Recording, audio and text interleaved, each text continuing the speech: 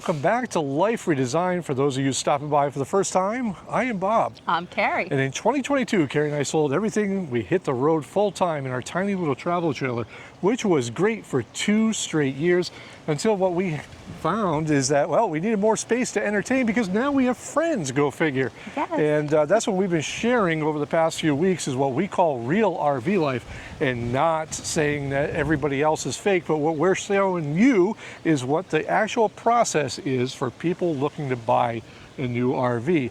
And yes, we see it all the time with influencers going, we did a thing and it makes it look like they bought an RV just on a willy-nilly thing. And well, the reality is that isn't happening. It's quite the process, as you can see in these videos. So we're going to recap the last 3 RVs that we showed you, and we're going to ultimately let you know what our decision is.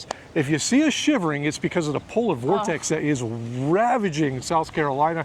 And speaking of things freezing over, I got a quick announcement to make. Oh no. That's right, Karri. If you are going to be at the Tampa RV Show by the time this video comes out, yes, we're talking to you. If you're going to be there, you can see Karri and I, as also known as Life Redesigned, walking around amongst the common folk. Well, are we going to be at the Brinkley booth or are we going to be at the Venture booth? Well, I can tell you one thing, there ain't going to be any booth for us because we're not those people. We're just going to be walking around, taking in the sights, supporting our friends from other channels who will be there in booths and stuff like that. But if you see us walking around, stop up, say hi. We would absolutely love to meet you. But we got to get back to the video title, which is, which one did we choose, Karri? And let's start with the Brinkley Model G, the 3950, the granddaddy of them all, the one that we fell in love with. What was your take on this? It was so beautiful. I loved the wraparound couch.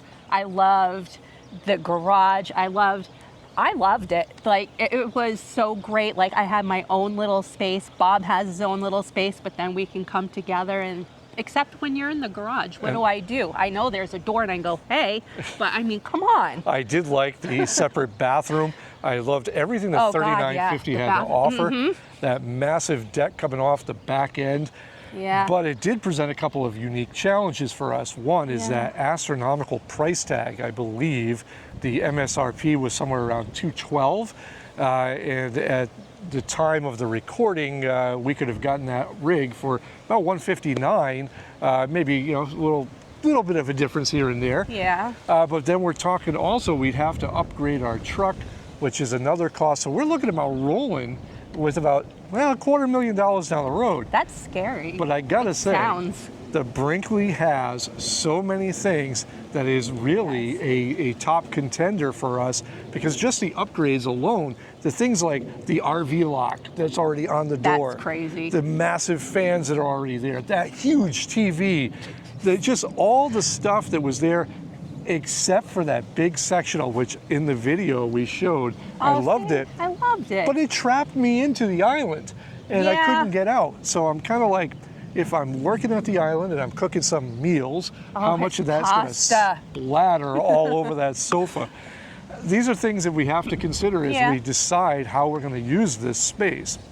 But that doesn't mean that we didn't find something else. And the next unit that we brought to you that was contender number 2, which was out of left field, because I didn't even know anything about this brand. It was something that was shown to us by the dealer, and we were actually kind of surprised doing our research. That is the Venture SportTrek 333 FVK, I believe. I'll put the correct model number here. It is so cold here, and we're just trying to remember all these things, gives you brain freeze. But we walked through this unit, and wow, was I impressed. What did you love about this? My favorite part about that was the kitchen island. And because it didn't have the sink in the island, the sink was all the way to the wall in its own separate space. And the table, I love the kitchen table, and the 2 stools that are on either side. I love that. Now, if I had to give my favorite part of this rig, that is that bedroom, with that king-size bed, that fireplace for those romantic evenings, snuggling alone. With you, of course, not all by myself. But it did have some drawbacks. One of them being coming out of that bedroom and getting into the bathroom with those 2 doors right there. Yeah, it's a little tricky. Was kind of tight, something to think about there. But I did love, wow, that entertainment center with all that storage. Plenty of room for a PS5 and video games with the boys when they come over. All that kind of stuff. And it really, just the overall space, the touches that they did in that rig were really amazing. And oh, by the way, What? something that I thought I would never like, but boy, am I changing my mind, that outdoor kitchen. Yeah, it is huge. It was really big, and it had a lot of space just to do little odds and ends. But the drawback to that, with the front slide, again, is a lot of hitch weight on our rig, and it would be towards the high end of where I want to be hitch weight on the 2500 Ram that we have. And that's something to consider too, because that also reduces the cargo capacity. And that's something that, I like toys, and I like to bring things with. Still something to think about. But yeah, definitely something to think about here. And then, all right, let's get into the last one, which is the Brinkley 297 Air, I believe. Oh my God. Brinkley has nailed it with this one, and I will say this is about as close to perfection for our lifestyle as you can imagine. This has all that fifth wheel sex appeal without having to take up all the space in the bed of my truck. It was walking into Pottery Barn. It was amazing. And this is another one that had just a fantastic layout for entertaining. It had all the upgrades already done with the RV locks, the Max Air fans. It was absolutely incredible. And the best part, again, I don't have to update the truck. So that saves me a significant amount of money, but it does come in at around $97,000. And I gotta say, as much as I love the Brinkley Air, there was a couple of things that I found as drawbacks on that. And one of them was that weird, like, dinette type area for, I guess you're supposed to sit there and whatever. I need a workspace.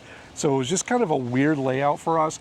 And that whole televator thing for the TV, I'm a simple guy. If I could have crank up windows on the truck, I would. You would. Because it's one less thing to break. I do like the idea of a televator, which is something I think that Venture, if that had, would have been awesome as well, because that's a space that you could have used it in the bedroom. But there was a couple little things about the Brinkley Air that I got to really dive into more before I say too much here. But you do bring up some really good points about just aesthetics. And that Brinkley Air and the Brinkley 3950 do have a heavy, well, like you said, Pottery Barn feel to it. And that's, it was nice. It's very nice. All right, we talked about that Brinkley fifth wheel, the 3950 that requires a new truck, $250,000 rolling down the road that this guy is going to be in charge of. I know. We've talked about the Venture SportTrek in that beautiful bedroom with that king-size bed. We've talked about the Brinkley model Air 297. Boy, trying to remember all these, and just doing a thing, right? So which one are we picking? Which one are we driving straight over to Campers Inn and purchasing right now? Stop. So before we continue, let us know in the comments which one you think we chose. So now that you're back from the comment section, all right, we've got the three contenders. Yes, we do. We've talked the pros, we've talked the cons. They're anxiously waiting. They're eating popcorn, waiting on every word. Which one of these did we choose? And we chose... Well, we chose none of these. In fact, this is part of the process that we've been going through for the past 3 to 4 weeks. Well, none of them really screamed home to us.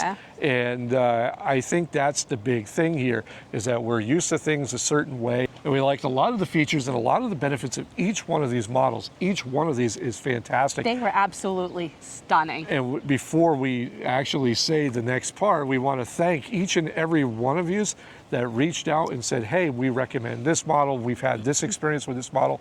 Any one of these, for any of you that own these or are considering, they're fantastic rigs. We highly, highly recommend them. They just weren't a fit for us. So that leaves it, Karri, with what did we get? I know there's people right now getting ready to pound that keyboard and say, you clickbaiters, you tricked us the whole time. And no, we just didn't buy any of these rigs. We actually toured each one, and we did, again, the process that every RVer goes through, looking at multiple rigs. We showed you 3 behind the scenes. Karri and I have been to 5 different dealers, and we have looked at over 25 different rigs. We have talked to multiple sales managers. We have gone through trying to add things to find the perfect rig for us, and really those were our top 3 contenders until we were introduced to a different model that we didn't know existed. So that leaves the big announcement, Karri. We bought. We bought. Are you ready? We bought